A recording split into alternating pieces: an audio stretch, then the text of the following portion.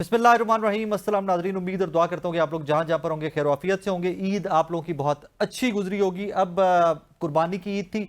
अब मुझे तो और डाउट है क्योंकि डेज टू कम बजट आ रहा है, सो मैं तो उस कुर्बानी पे सोच रहा हूँ कि पाकिस्तानियों ने मजीद कौन कौन सी कुर्बानी देनी है, कितने टैक्सेस आप पे और मुझ पे नए लगने हैं। But at the same time Pakistan के अंदर एक बात बड़ी उसके ऊपर इसरार किया जाता रहा, बड़ी डिबेट की जाती रही है कि जब तक पॉलिटिकल इस्तेकाम नहीं आता, इकोनॉमिक इस्तेकाम नहीं आ सकता। अभी तक पाकिस्तान के अंदर पॉलिटिकल इस्तेकाम स्टेबिलिटी नहीं आ सकी है, बल्कि हालात वाकयात इन डेज टू कम मजीद खराब होते दिखाई दे रहे हैं। इमरान खान साहब ने पूरे पाकिस्तान के अंदर एहतजाज की प्लानिंग कर रहे हैं और वो बार बार कह चुके हैं कि हमारे पास और कोई वे आउट नहीं बचा। रिसेंटली हमने देखा, इससे पहले 5 तारीख थी अलकादिर ट्रस्ट वाले केसेस की, और वो भी फिर 11 पे आगे शिफ्ट कर दी गई।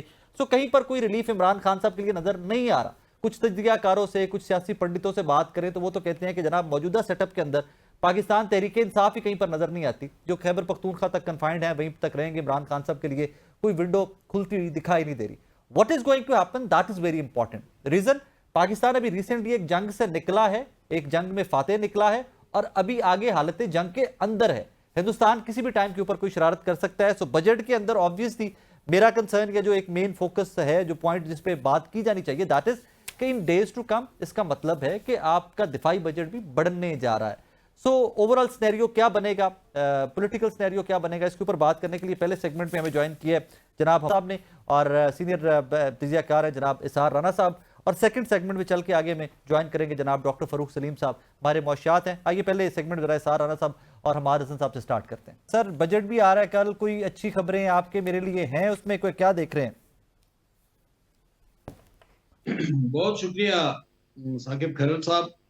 खुशखबरी तो अभी तक अवाम को एक भी नहीं मिली है, सिवाय इसके कि इंडिया के साथ एक मुख्तसर जंग में पाकिस्तान को बरतरी हासिल हुई। जी। लेकिन माली हवाले से तो हम रोज रोज दावे सुनते हैं कि ये कामयाबी मिली, ये कामयाबी मिली, लेकिन ताहाल कोई कामयाबी अमली तौर पर मुजस्सम शक्ल में नहीं आई। यानी अभी तक कोई रिलीफ बड़ा नहीं मिला है। मैं आज अपने नौकर गया था तो कहता है कि जो मिल्क पैक में 500 रुपए पे लाता था आज 540 पे ले आया। ये मैं एक जाती आज की बात बता रहा हूँ, तो रिलीफ कहाँ से मिला है? सर, आप टैक्स नहीं ना तो देते, आप टैक्स नहीं जी देते इसलिए, क्योंकि हम पाकिस्तानी टैक्स नहीं देते, हुकूमत कहती है इसलिए इतनी महंगाई। मैं तो टैक्स पेयर भी हूँ लेकिन अब वो वहां जाके वो सारा रिकॉर्ड दिखाना पड़ेगा दुकानदार को। बहरहाल अभी तक कोई बड़ा रिलीफ नहीं मिला है। मुख्तसर ये एहसान राणा साहब। बजट चूंकि अभी जी जी, प्लीज बजट प्लीज। चूंकि अभी बजट चूंकि अभी आई नहीं है, तो जी। जब आ जाएगा तो फिर उस पर हम बात करेंगे। लेकिन क्या जरूरी नहीं था कि बजट से पहले सूरत हाल को नॉर्मल किया जाता? सियासी पोलराइजेशन है, सूरत हाल, मकबूल क़यादत जो है वो जेल में है। मुस्लिम लीग सिर्फ इक़्तिदार में मौजूद है, अवामी सतह पर उनकी मौजूदगी न होने के बराबर है। Maryam Nawaz chief minister house से नहीं निकल रही है। शहबाज शरीफ साहब या प्राइम मिनिस्टर हाउस में होते हैं या बाहर मुल्क में होते हैं। अली अमीन गंडापुर निकलते हैं तो एहतजाजों और हुल्लड़बाजियों के लिए निकलते हैं। तो ये तो है हमारी सियासी सूरत हाल। ये सियासी सूरत हाल जब तक नॉर्मल नहीं होगी तो हम जैसे अमलियत पसंद लोग इस बात को कैसे मानेंगे कि मुआशी सूरत हाल बेहतर हो रही है और बजट में रिलीफ मिलेगा?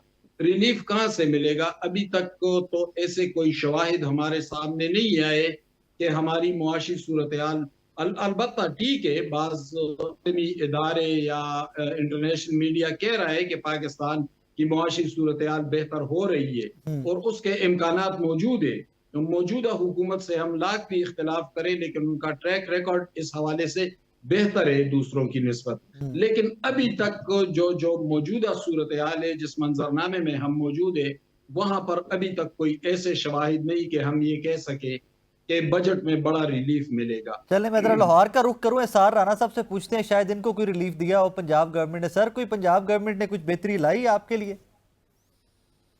देखें, बात यह है कि हम माशाल्लाह जो ईद का सिलसिला है ना, जी। हम समझ रहे हैं कि आज आखिरी दिन है, लेकिन ईद असल तो जो कुर्बानी है वो कल शुरू होगी और कल कौम की इज्तिमाई कुर्बानी की जाएगी। और पता नहीं अब ये अल्लाह के हजूर तो कबूल हो, हुक्मरानों के हजूर कबूल होती है या नहीं होती है। क्योंकि इस बार जो कुर्बानी करने वाले, जो छुरी फेरने वाले हैं, पता नहीं वो अब तकबीर भी पढ़ेंगे या नहीं हमारे गले पे, क्योंकि IMF वालों का मुझे नहीं पता उन्हें तकबीर पढ़नी आती है या नहीं। तो हाँ, ये जरूर रिलीफ है कि इस बार कुंद छुरी नहीं है, क्योंकि बाहर की छुरी है, IMF की है, बड़ी तेज होती है, गांठा ला देती है, पता नहीं चलने देती। तो उस छुरी से इस बार जिबा होंगे तो जरा मेरा ख्याल है हमें इतनी तकलीफ नहीं होगी। बाकी हमाद भाई अभी जो ये कह रहे थे कि इस हुकूमत ने बहरहाल का, तो मैं तो हैरान हूं कि पाकिस्तान की तारीख का सबसे बड़ा कर्जा इस हुकूमत ने ले लिया। पाकिस्तान की तारीख की सबसे बदतरीन इक्तिसादी सूरत हाल का हम शिकार हैं। प्रोडक्शन हमारी जीरो होके रह गई है। किसानों के ऊपर जो नए टैक्सेस लग रहे हैं, पहले गंदुम में उन्हें जान से मार दिया, अब नए टैक्सेस लगा के आप उनको बिल्कुल ही हमेशा के लिए तबाह करने का प्लान कर चुके हैं। आप 1,000 रुपए 1,000 अरब रुपए 1 अरब रुपए जो है आपने तरक्याती फंड में से कम कर दिए हैं। 190 अरब रुपए आप लेवी लेने जा रहे हैं। तो मैं जे यही की कोई कारकर्दगी है तो भाई मुझे माफ कर दें इस कारकर्दगी से। मैं तो तब बाज आ गया। और अभी तो आप तैयारी रखें, क्योंकि हम भारत के साथ हालत जंग में है, तो हमें जो है दिफाई बजट भी बढ़ाना है, जी क्योंकि हमने जंग लड़नी है। जी। तो जंग लड़ने के लिए हमारे पास हथियारों का होना और चीजों का होना जरूरी है। तो अभी कौम तैयारी रखे। ये जो एक इज्तिमाई को कुर्बानी होनी है बजट वाले दिन, उसके बाद जो ले ले और कुछ ऐसे बकरे जिन जो चोगे नहीं होंगे, धोंदे नहीं होंगे, तो उनकी भी कुर्बानी होगी, यानी बख्शिया कोई भी नहीं जाएगा। सारे माशाल्लाह जो है ना छुरी के नीचे आएंगे। हमाद साहब, दो चीज़ों के ऊपर थोड़ी सी आपकी रहनुमाई चाहूंगा। एक तो पाकिस्तान तहरीक-ए-इंसाफ फिर से एजिटेशन की तरफ जा रही है। नंबर टू, जो हमारे चीफ इलेक्शन कमिश्नर की तैनाती है उसके ऊपर भी कमेटियां बन गई। रिसेंटली हमने देखा ये डेडलॉक मजीद शिद्दत इख्तियार करेगा। एहतजाज ही सोल्यूशन तहरीक-ए-इंसाफ के पास बचा है, या कोई अभी सियासी जमातें बैठकर भी करंट केओस से निकलने का हल निकाल सकती हैं? देखिए, इमरान खान इस वक्त तो दो मुतजाद विकेट्स पर खेल रहे हैं। जी एक तरफ तो वो एस्टेब्लिशमेंट के साथ बात करना चाहते हैं। अलीमा खान ने भी ये बयान दिया। इमरान खान ने अपने पार्टी रहनुमाओं बैरिस्टर गौहर, सलमान अकरम राजा और बैरिस्टर अली जफर से मुलाकात के दौरान भी ये कहा, और फिर उन्होंने बाहर आकर मीडिया से ये बात की। दूसरी तरफ वो एहतजाज करना चाहते हैं। अगर वो एहतजाज करना चाहते हैं तो आईन और कानून की बालादस्ती ही मकसूद होगी। जाहिर सियासी तहरीकें इसीलिए चलती हैं। MRD की तहरीक थी, मार्शल्ला के खिलाफ चली, आईन और कानून की बालादस्ती के लिए। ARD की तहरीक चली, आईन और कानून की बालादस्ती के लिए चली। अब भी इमरान खान का अगर वो एहतजाज का इरादा हो या वो एहतजाज की काल दे तो वो आईन और कानून की बालादस्ती चाहेंगे। लेकिन आईन और कानून की बालादस्ती चाहते हुए दूसरी तरफ वो एस्टेब्लिशमेंट के साथ बात करने का बयानिया भी लेकर मैदान में आए हैं। तो वो उन्हें पहले तो यकसू होना चाहिए कि वो क्या चाहते हैं। वो एस्टेब्लिशमेंट से या बात करना चाहते हैं या वो आईन और कानून की बालादस्ती चाहते हैं। अगर वो दो बेड़ियों पर पांव रखेंगे, दो कश्तियों के सवार होंगे, तो फिर एहतजाज की नाकामी दीवार पर लिखी हुई है। फिर इसके इम्कानात हिरगिज नहीं है।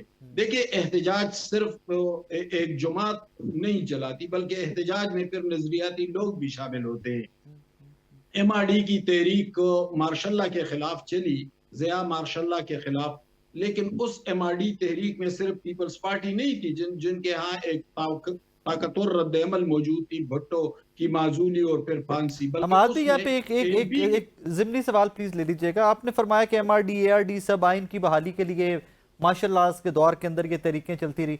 डू यू थिंक अगर अब इमरान खान साहब जिस तहरीक की बात कर रहे हैं, डू यू थिंक कि तब के और हालात में बहुत मुमासलत है? देखिए, हालात में मुमासलत तो यानी हम तो अभी तक तो इस मुल्क में जो निज़ाम गुज़श्ता 75 साल से चला रहा है, उस निज़ाम में तो कोई तब्दीली नहीं आई। इसमें तो कोई दो राय नहीं है कि निज़ाम वही का वही है। क्या प्राइम मिनिस्टर शहबाज शरीफ आपको खुद मुख्तार प्राइम मिनिस्टर लगते हैं? क्या वो उसी तरह के इकदामात कर सकते हैं जो दूसरे जमहूरी ममालिक में हैं? हम आदमी ऐसे तो ना करें यार, ऐसे तो ना करें। आप शहबाज शरीफ साहब के बारे में कह रहे हैं कि वो खुद मुख्तार नहीं है। मैंने किसी प्रोग्राम में कहा कि वो किसी मल्टीनेशनल कंपनी के एग्जीक्यूटिव ज्यादा लगते हैं, मुंतखब वज़ीर आज़म कम कम लगते हैं। तो उस पे नाराजगी बहुत हुई थी। तो साकिब आप हमारे लिए मजीद नहीं नहीं, मैं आपकी मुश्किलें नहीं नाराजगियां पैदा कर रहे हैं। नहीं, मैं आपकी मुश्किलें नहीं बढ़ाना चाह रहा, आपको पता है। तो कहना यही है जी। कि इमरान खान पहले तो यकसू हो जाएं। देखिए, एस्टेब्लिशमेंट से अभी उन्हें कुछ नहीं मिल रहा है। वो खुशफहमी का शिकार न हो, न वो हो, न उनकी जमात हो।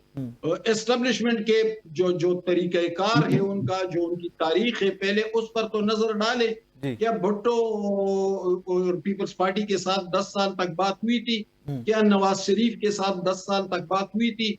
इसके इम्कानात मुझे न होने के बराबर लगते हैं। अभी तकरीबन एक हफ्ता पहले हफीजुल्लाह नियाजी साहब ने कहा कि 5 जून को जमानत हो जाएगी। मैंने कहा सर, जमानत नहीं हो जाएगी, इमरान खान जेल ही में रहेंगे। हम तलख बात करते हैं लेकिन मबनी पर हकीकत बात तो करते हैं। आज आपने देखा कि क्या हुआ, हत्ता कि नेब का प्रोसिक्यूटर ने कहा कि नेब के प्रोसिक्यूटर ने कहा कि हमें कल इत्ला मिली है। ओ भाई, पूरी दुनिया को पता था, आपको कल इत्ला मिली।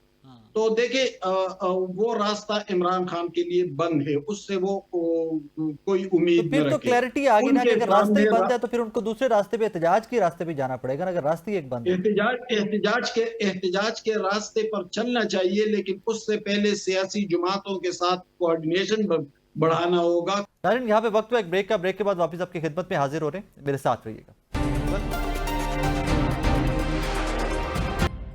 वेलकम बैक नाज़रीन। राना साहब, ये बातें ठीक हैं जो हमारे हसन साहब ने कहा ना कि एक तरफ इमरान खान साहब ख्वाहिशमंद जरूर है एस्टेब्लिशमेंट से बात करने के, लेकिन वहां से कोई खिड़की खुलती दिखाई नहीं दे रही। एक ही ऑप्शन बचता है उनके लिए और वो एहतजाज का है। और एहतजाज, वो मुझे याद आ गई जुनैद अकबर साहब की स्टेटमेंट कि अगर कॉम्प्रोमाइज और खोटे सिक्के मेरी जेब में होंगे तो मैं कामयाब एहतजाज कैसे कर सकता हूँ। जस्ट लाइक दैट, वही सिचुएशन का जरा कैनवस बड़ा कर लीजिए कि अब इमरान खान साहब खुद से एहतजाज लीड करने की बात कर रहे हैं। Sir, is it the only way out Pakistan की डेमोक्रेसी के अंदर? अब नहीं, इमरान खान एस्टेब्लिशमेंट से मुज़ाकरात किस बात पे करना चाह रहे हैं? आइन और कानून की बात। हलीमा खानम ने तो परसों 3 बातें कही कि जी ये हैं रूल ऑफ लॉ, डेमोक्रेसी, इंतखाबात शफाफ। जी। अगर एस्टेब्लिशमेंट इनमें से 3 चीजों में से कोई एक भी चीज चाहती है तो बताएं, हम क्या दें। उन्होंने तो ये नहीं कहा कि मुझे रिहा कर दो। इमरान खान ने ये तो नहीं कहा कि मेरे मुकदमात खत्म कर दो। कहीं पे भी एक जुमला नहीं कहा। तो इमरान खान एस्टेब्लिशमेंट से मुज़ाकरात अपने लिए तो कर ही नहीं रहा, ये करना चाह रहा है। दूसरी बात ये है कि मैंने वो पढ़ा था ख्वारिज़म शाह का, कि ख्वारिज़म शाह जब लड़ता रहा और जब उसने देखा कि उसके इर्द गिर्द लोग ही नहीं है जो उसके साथ खड़े होकर मुकाबला कर सके चंगेज का, तो फिर एक दिन पता चला कि ख्वारिज़म शाह अपना घोड़ा लेके एक जंगल में गया और फिर उसके बाद कभी उसको नजर नहीं आया। तो मुझे ऐसा लगता है इमरान खान में ना एक झलक मुझे ऐसी नजर आ रही है कि उसके इर्द गिर्द जितने भी लोग हैं, लोग छोड़ दें, जितनी जमातें हैं जिनको हम डेमोक्रेट कहते हैं, क्या अचकज़ई डेमोक्रेट हैं? ये तो खुद इमरान खान के खिलाफ एस्टेब्लिशमेंट के कहने के ऊपर एमआरडी के साथ खड़े हुए, उसके साथ खड़े हुए थे, पीडीएम के साथ। वो आप किसी एक मौलाना फजलुर रहमान को जीए साथ मिला लें, मौलाना फजलुर रहमान तो सबसे बड़े एस्टेब्लिशमेंट के टूल थे जब इमरान खान के खिलाफ अदम एतमाद आई है। तो इमरान खान के साथ इन जमातों में से कौन खड़ा होगा? गिले थे पैर कौन रखेगा? इनमें किसी में इतनी है वो जुर्रत या औकात के ये पाकिस्तान में जितनी तहरीकें चली उनके पीछे एस्टेब्लिशमेंट थी, चाहे वो चलने वाली तहरीक थी उसके पीछे भी एस्टेब्लिशमेंट थी। अगर पहली दफा कोई तहरीक पाकिस्तान में अगर कुछ चली, सर एक बेनजीर भुट्टो साहबा की वापसी की वजह सारा जी, हमारे भी एक सेकंड में आ रहा हूं आपकी तरफ। राणा साहब, एक जो बेनजीर भुट्टो साहबा की वापसी और फिर वो प्राइम मिनिस्टर बनने तक का सफर था, वो तो फुली एंटी एस्टैब्लिशमेंट किस्म की एक कैंपेन थी और उसमें तो कोई एस्टैब्लिशमेंट की कोई इन्वॉल्वमेंट नहीं थी। क्यों बेनजीर भुट्टो किसकी इजाजत से वापस आई थी? ज़ाउलक की। ज़ाउलक अगर ना चाहता तो बेनजीर वापस आ सकती थी। हाँ, ये सवाल ज़ाउलक ना चाहता तो बेनजीर का इतना बड़ा इस्तकबाल हो सकता था मार्शल लॉ के अंदर? क्या ये पॉसिबल था? नवाज शरीफ की जो 10 साल बाद ये वापसी बिल्कुल हुई, पॉसिबल था इज़हार राणा साहब, बिल्कुल पॉसिबल था। बेनजीर भुट्टो 1983 में ताकतवर एमआरडी की तहरीक की क़यादत कर रही थी। जिया के ताकतवर मार्शल लॉ के बावजूद और उस वक्त MRD ने जियाउल हक को बहुत पीछे धकेल दिया था। उसका हमाद साहब मेरी सियासी बात उसका सुनिए। उसके डिक्टेटरशिप मेरी का जनाजा निकाल दिया था। बीच मेरी में मेरी बात सुन अफगान ले जिहाद सर। आई तो उसने जियाउल हक को बचाया। देखे हम सर सियासी मेरी बात लीडरशिप सुन ले हमाद भाई। जिनका बड़ा शानदार ट्रैक रिकॉर्ड है, उनके हवाले से हम गलत बयानी से गुरेज करें। वो जियाउल हक के अशारे पर नहीं आई थी, वो दलेर और जमहूरी लीडर थी।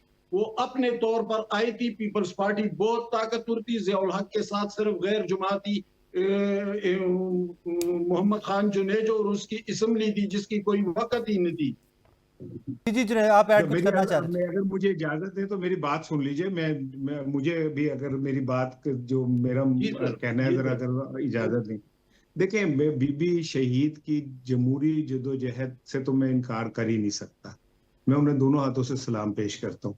लेकिन जो फैक्ट्स हैं हम उन्हें उनको रद्द भी नहीं कर सकते। जी मैं समझता हूँ कि मरियल तरीन डिक्टेटर भी तगड़ी तरीन जमहूरियत से ज्यादा तगड़ा होता है पाकिस्तान में। और अगर जियाउल हक ये ना चाहता कि बेनजीर भुट्टो आए, डेफिनेटली जियाउल हक को भी अमेरिका ने फोर्स किया कि जिन्हें बीबी को आप आने दें। जैसे नवाज शरीफ की वापसी के लिए सऊदी अरब और अमेरिका ने फोर्स किया कि नहीं उन्हें आने दें। तो बीबी अमेरिका की कॉन्सेंट से आई है। तो मैं कोई अपने पल्ले से कह रहा हूं मैं। आप पढ़ लें किताब कंडोलीजा राइस की डिप्लोमेटिक बाकी मामलात अलग होते हैं, सियासी तहरीकें अलग होती है। मेरी बात सुन लेना सर। मैं जो बात कह रहा हूँ कि अगर एक डिक्टेटर ये चाहता कि बेनजीर ना आए तो बेनजीर कैसे उसको एनओसी मिल सकता था? कैसे क्या नाम है वो जो होता है इस्तकबाल जो एग्जिट हुआ था। कंट्रोल लिस्ट में से नाम निकल सकता था? पॉसिबल ही नहीं था। बीबी की जद्दोजहद सियासी से मैं इनकारी नहीं हूं, लेकिन जो फैक्ट्स हैं वो उनसे भी मैं इनकार नहीं करता। जुल्फकार अली भुट्टो शहीद आर्मी के तैयारे में बैठ के पाकिस्तान आए थे जब वो बने हैं सिविल मार्शल एडमिनिस्ट्रेटर। तो निसार साहब, इस्टेब्लिशमेंट इतनी तगड़ी है फिर अब जरा करंट कि सर्कमस्टांसेस पे आ जाते हैं। क्या इमरान खान के पास एहतजाज के अलावा कोई ऑप्शन नहीं बची अब? मेरा ख्याल है कि इमरान खान के पास एहतिजाज की ऑप्शन है और ये ऑप्शन भी उन्हें इस्तेमाल नहीं करने दी जाएगी। नहीं दी उसकी जाएगी? रीजन ये है कि इमरान खान के, आप जुनेद अकबर की बात कर रहे हैं, जी मैं इमरान खान की कह रहा हूं कि उसके इर्द गिर्द अक्सरियत लोग वो हैं जो एस्टेब्लिशमेंट के लोग हैं। और इमरान खान अकेला जेल में, अगर आज वो क्यादत की कह रहे हैं, आज आप एक सुप्रिटेंडेंट ये कह दे कि आज तो इमरान खान की हवा भी बाहर नहीं जाएगी, तो आप क्या कर लेंगे? वो सुप्रिटेंडेंट जो आपके स्पीकर के प्रोडक्शन ऑर्डर उठा के फेंक देता है, फेयर इनफ। वो आज फिर ये गए हैं वो तौहीन अदालत के लिए कि जी देखे मुझे मिलने नहीं दिया गया इमरान खान का जो तर्जुमान है उसे, जबकि सुप्रीम कोर्ट ने बार बार कह रही है, इस्लामाबाद हाई कोर्ट बार बार कह रही है मुलाकात कर, वो नहीं मिलने देता। सर देन वे आउट तो क्या वो है? इतना तगड़ा है। वे आउट क्या है सर? वे आउट कुछ नहीं है। मैं महसूस कर रहा हूँ जी इस जंग के बाद जो एस्टेब्लिशमेंट है वो बहुत मजबूत हुई और उन्हें एक फातिह के तौर पे है वो सामने आई। शहबाज शरीफ साहब जो हैं वो उनकी इसी में बड़ी काफी खुशी है कि उन्हें पिया जो है घर के एक कोने के अंदर चाहे फेंक दे लेकिन घर में रखे। वो इतने में खुश हैं कि वो टाई बांध के मुल्कों की सैर कर लें। और कोई विश्व में तो 5-7 कल जैसे उन्होंने ट्रंप को मर्दे अमन करार दे दिया, तो उसी वक्त मर्दे अमन ने गजा के अंदर जंगबंदी की करारदाद वीटो कर दी। हाँ आज ही, आज तो चंद दिनों पहले। जी ठीक है ना, चंद लम्हों के बाद। जी तो हमारे जो मक्खन के ट्रक है वो अपने साथ रखते हैं। वो अगर यहाँ नहीं लग सकते तो कहीं बाहर और लग, अल्लाह ने उन्हें बहुत ज्यादा दे दिया है। तो वो इन सारी सूरत हाल में इमरान खान अकेला अपनी जंग लड़ रहा है, अकेला अपनी जंग लड़ेगा। और कल क्या हो, अल्लाह का स्क्रिप्ट अल्लाह जानता है, जी ऐसे ही ठीक है ना।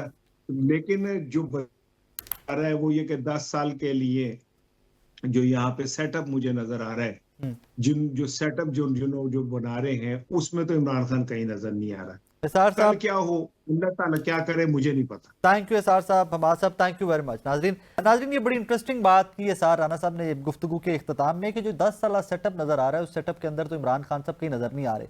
बट हमने पास्ट में भी देखा है, जब नवाज शरीफ साहब की मिसाल दूंगा कि जब तहरीक इंसाफ का एक सफ़ा पीक पे था, तो उस सारे एक सफ़े के सिनेरियो के अंदर कहीं पर पीएमएलएन नज़र नहीं आती थी, बट एट वंस चीज़ें बहुत तेज़ी से बदली थी। पीएमएलएन सिर्फ सिनेरियो के अंदर नज़र नहीं आई थी, पीएमएलएन फिर हुकूमत में भी है, आज प्रोविंशियल गवर्नमेंट भी और फेडरल गवर्नमेंट में भी है। हाँ, कुछ माइनर चेंजेस या मेजर चेंजेस कह लीजिए if you want to say that, कि नवाज शरीफ साहब चौथी दफा प्राइम मिनिस्टर बनने आए थे और वो फिर बिल्कुल ही खामोश हो गए हैं, शहबाज शरीफ साहब प्राइम मिनिस्टर बन गए हैं। सो पाकिस्तान की पॉलिटिक्स के अंदर, डेमोक्रेसी के अंदर how things change, we have no idea किस तरह बदलती हैं चीजें, बदलने वाले कैसे कार्ड इधर से उठाते हैं इधर कर देते हैं, nobody knows that. Anyways let's see how it all goes. अब मेरा कंसर्न तो एक है, I would be very very honest with you, मेरा कंसर्न तो एक है कि यार बजट आ रहा है, बजट में कोई मेरी गर्दन पे जो चलने वाली छुरी है वो मजीद तेज की जाएगी या मजीद कोई रिलीफ की कोई बात की जाएगी। Let's see what happens tomorrow. Welcome back नाजरीन। अब इस सेगमेंट में हमें ज्वाइन किया है माहिर मुआशियात हैं जनाब डॉक्टर फ़ारूक सलीम साहब। उनके सामने कुछ चंद सवालात रखते हैं कि आइंदा माली साल का बजट, आमद बजट की कैसा रहेगा, आपकी मेरी ज़िंदगी आसान होगी, मज़ीद मुश्किलात बढ़ेंगी क्या, जो तबका सबसे ज़्यादा टैक्सेस दे रहा है पाकिस्तान के अंदर, आप जैसे मुझे से नौकरी पेशा लोग, क्या आपके मेरे लिए गवर्नमेंट ने कोई रिलीफ रखा है? तो आइए इन्हीं टॉपिक्स पर डॉक्टर साहब से बात करते हैं। डॉक्टर साहब, thank you very much for your time. Sir, मोटा मोटा बताइएगा जो मैं भी समझ सकूं और मेरे और आपके देखने वाले भी समझ सके। सर, आइंदा माली साल का बजट कोई मेरे लिए, आपके लिए कोई अच्छी खबरें लेके आ रहा है? देखिए, अगर पिछले 15 साल का बजट, 15 साल के जो बजट हैं वो सामने रख लें, पहली चीज तो ये है कि हजारों अदाद शुमार जो है वो आवाम के ऊपर फेंके जाते हैं। वो बड़ा पेचीदा बना के बजट को पेश किया जाता है।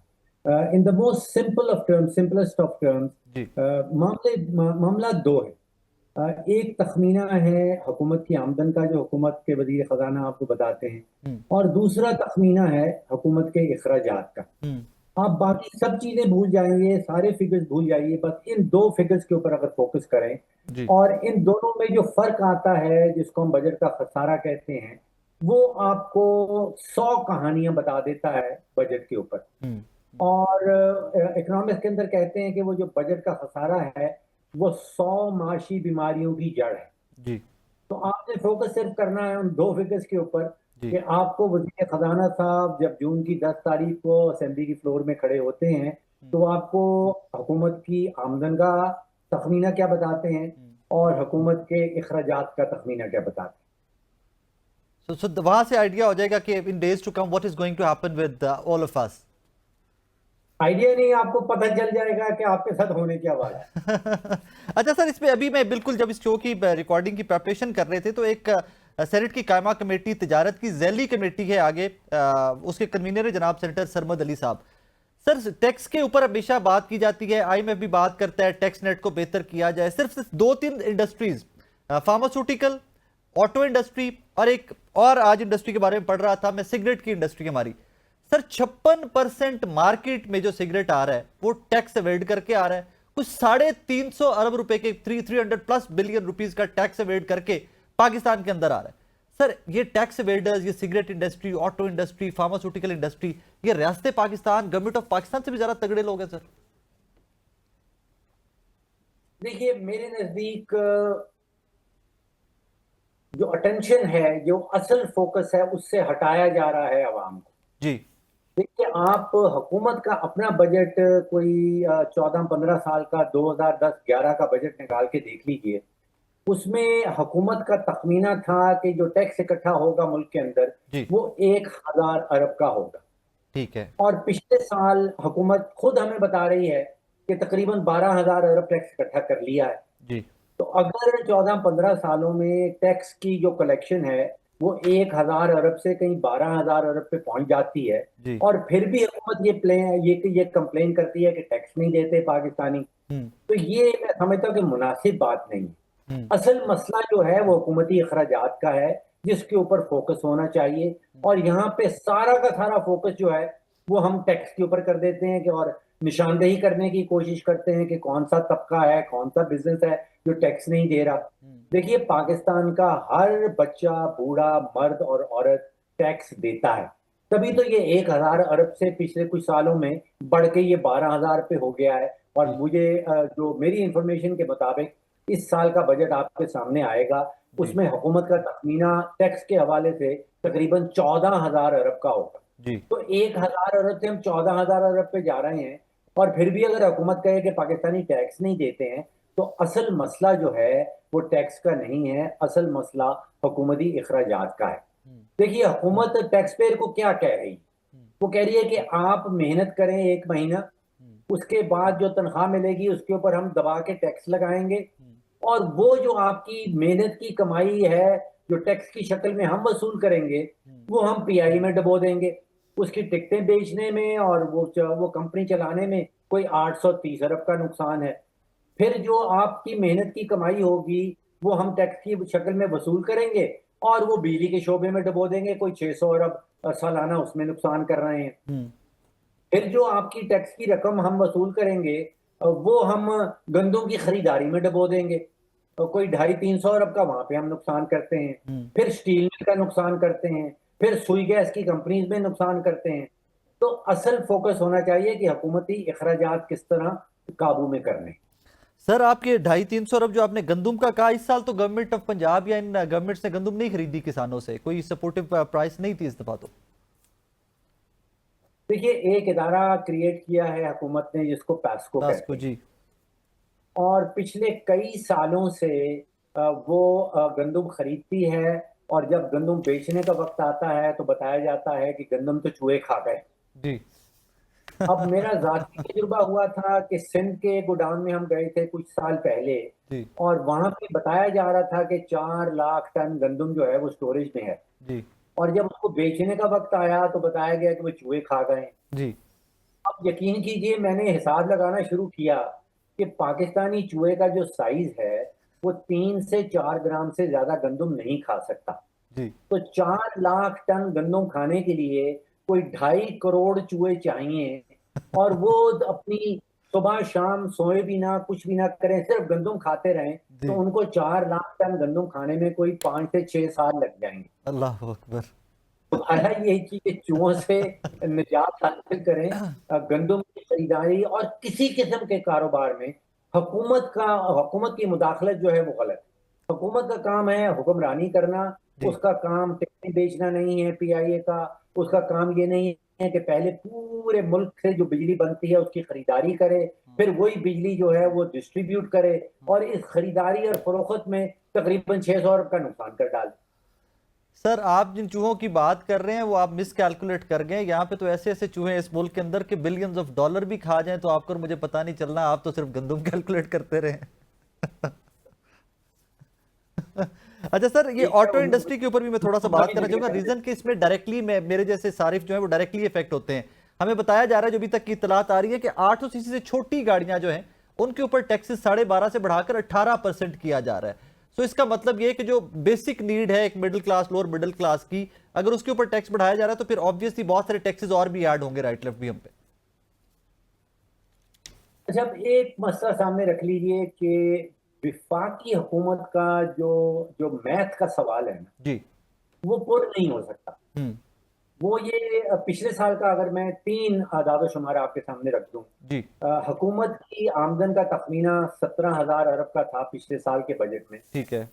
जिसमें से 10,000 अरब जो है वो सूद की मद में चला जाता है, जी। और 7,000 अरब जो है वो सूबों को दे दिया जाता है। जी।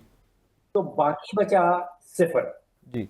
यानी कि ये 2 अखराजात करने के बाद विफाकी हुकूमत के पास कोई पैसा नहीं बचता। ठीक है। और अभी कोई 2,000 अरब दिफा के बजट देना है वो बाकी है, कोई 2,000 अरब की सब्सिडीज हैं वो बाकी हैं, कोई 1,000 अरब की पेंशन है वो बाकी है, कोई 1,000 अरब चाहिए इस्लामाबाद में हुकूमत चलाने के लिए, वो भी देना बाकी है, और विफाकी हुकूमत जो है ऑलरेडी 0 पे पहुंच चुकी। जी। तो ये तवक्को करना कि विफाकी हुकूमत किसी किस्म की रिलीफ दे सकेगी, तो ये तो मैथ का सवाल है। ये जब तक आपकी 18वीं तरमीम जो है उसकी फाइनेंशियल प्रोसेस के ऊपर आपने अमल दरामद करना है, तो विफाकी एक हुकूमत कुछ देने के काबिल नहीं। Sir, are you trying to say that कि जो 18वीं तरमीम के बाद सारे इदारे या इख्तियारात सूबों को मुंतकिल कर दिए गए और वो इदारे अभी विफाक में भी मौजूद हैं, राइट साइजिंग की बात कर रहे हैं आप सर? जी, ये दूसरा इशू आपने उठा लिया। जी। पहला इशू ये है कि 18वीं तरमीम के तहत सूबों को और सूद की मद में जो पैसा दे दिया, विफाकी हुकूमत खाली हो गई। जो आप नुक्ता उठा रहे हैं वो भी बिल्कुल वैलिड है, और वो ये है कि भाई विफाकी हुकूमत, अगर आपने वजारतें जो हैं उनको तो भेज दिया सूबों के अंदर, तो फिर आपको 3 दर्जन वजारतें और 400 डिपार्टमेंट की विफाक में क्या जरूरत है? तो जी वहां जाती है राइट साइजिंग की बात, जिसका जिक्र आपने किया जी कि 1000 अरब आप देखिएगा कि इस बजट में मुख्तस किया जाएगा इस्लामाबाद में वजारतें चलाने के हवाले से। हम्म, तो वो 1000 अरब क्यों लिया जा रहा है, जबकि उसी के पैरेलल फौजें जो हैं वो चारों सूबाई हुकूमतों ने भी खड़ी कर रखी हैं। जी सर, यहाँ पे एक और चीज आपने पॉइंट आउट की, दिफा का budget recent, sir Pakistan Hindustan की टेंशन, इसमें ये बजट भी इन्हांस होगा, या जो रिसेंट हमारे एक्सपेंडिचर्स हुए हैं वॉर पे वो भी इसी बजट में से ऑब्वियसली कंपनसेट किए जाएंगे? देखिए, दो बातें हैं दिफाई बजट के हवाले से। जी पहली बात यह है कि पिछले साल जो पाकिस्तान की हुकूमत ने पाकिस्तान आर्मी, पाकिस्तान नेवी और पाकिस्तान एयरफोर्स का जो मजमूई बजट था, जो कलेक्टिव बजट था, वो $7.5 अरब का था। ठीक है। और भारत का, इंडिया का, जिसने जंग हमारे ऊपर मुसल्लत की, जी उसका सिर्फ रफेल तैयारी का जो बजट है, जी जो सिर्फ रफेल तैयारी खरीदने का बजट है, वो $16 अरब का है। जी तो एक तरफ हम पूरी अफवाज पाकिस्तान को 7.5 अरब देते हैं, जी और जो हमारा मुखालिफ है वो सिर्फ रफेल तैयारे का बजट उसका कोई $16 अरब का है। ठीक है सर। दूसरा नुकता यह है कि किसी भी मुल्क में जब दिफाई बजट बनाया जाता है, तो वो आप समझिए कि एक मैथ का सवाल होता है हम्म कि आपके मुल्क के बॉर्डर्स की लेंथ क्या है, आपने उसको दिफा किस तरह करना है, आपने अपनी अफवाज के ऊपर जिम्मेदारियां कौन सी डालनी है। जी क्या उनके ऊपर इंटरनल टेररिज्म को रोकने की भी जिम्मेदारी है, क्या बैरूनी दुश्मन को भी उन्होंने रोकना है, क्या सैलाब आ जाएगा तो भी उन्होंने काम करना है। तो फिर ये बन जाता है मैथ का सवाल, ये किसी की मर्जी का सवाल नहीं होता। ठीक है। तो सर इस दफा क्या एक्सपेक्टेड है, व्हाट आर वी एक्सपेक्टिंग कि इनहांस किया जाएगा ऑब्वियसली बजट फिर दिफा का भी? देखिए, दो सवाल हैं, क्या किया जाएगा और कितना किया जाना चाहिए। डेफिनेटली किया जाएगा। मेरा तखमीना ये है कि पिछले साल के मुकाबले में कोई 16, 17, 18% इसमें इजाफा आपके सामने आएगा। तो ये कहीं 2,500 अरब के करीब दिफाई बजट पहुंच जाएगा। अभी भी अगर आप पर सोल्जर, जो दुनिया में गिना जाता है कि पर सोल्जर आपकी आपकी एलोकेशन क्या होती है, जी तो पाकिस्तान में तकरीबन $11,500 की पर सोल्जर की मुख्तस की अमाउंट है, जो पिछले दिफाई बजट के हवाले से निकलती जी है। जी उसके मुकाबले में इंडिया में तकरीबन 50-51 हज़ार डॉलर जो है फी सोल्जर के हिसाब से उनका बजट जो है वो एलोकेट किया है उन्होंने last year. Sir, we are hardly 20% of that then, जो दुनिया के हिसाब से आप रख रहे हैं, हम तो 20% रख रहे हैं पर सोल्जर उस हिसाब से फिर। जी, तकरीबन 450% हिंदुस्तान का पर सोल्जर के हवाले से पाकिस्तान के मुकाबले में बजट ज्यादा है। और इसको इकोनॉमिक्स की जुबान में कैलकुलेट किया जाता है कॉस्ट टू कैपेबिलिटी, यानी कि आपकी अफवाज आपके ऊपर कितना बड़ा बोझ बन रही हैं और उनकी काबिलियत क्या है। तो यहाँ पे तकरीबन 450% बोझ जो है पर सोल्जर पाकिस्तानी का, वो इंडिया के मुकाबले में कम है। और उसके बावजूद उन्होंने 3 राफेल तैयारे 4.5 जनरेशन, जो आज तक कोई एयरफोर्स नहीं गिरा सकी थी, वो पाकिस्तान ने गिरा डाले। Thank you very much sir. Doctor साहब, thank you very much for your time, I learned a lot from you. नाज़रीन, जनाब डॉक्टर फरूक सलीम साहब हमारे साथ मौजूद थे। बड़ी इंफॉर्मेटिव गुफ्तगू पर कैपिटा के हिसाब से, पर सोल्जर के हिसाब से हमने जरा थोड़ा बारीक बीनी से आज के मामलात को देखा है। I learn a lot, at least मुझे तो काफ़ी कुछ सीखने को मिला डॉक्टर साहब से। बज़ाहिर लग रहा है कि जो मुझे ओवरऑल सिनेरियो डॉक्टर साहब की गुफ्तगू से मुझे जो समझ आया, कोई बहुत ज़्यादा आसानियां नहीं है इस बजट के अंदर, लेकिन फिर भी वो पॉजिटिव रहना चाहिए, दुआ हमेशा से करनी चाहिए कि taxes taxes taxes and eventually governments आपको और मुझे डिलीवर क्या कर रही हैं, वो भी एक सवालिया निशान है। बट लेट्स से एक आधा दिन रह गया बजट आने में, so let's see how it all goes. अपना बहुत सारा ख्याल रखिएगा, दुआ में याद रखिएगा। अल्लाह हाफिज़।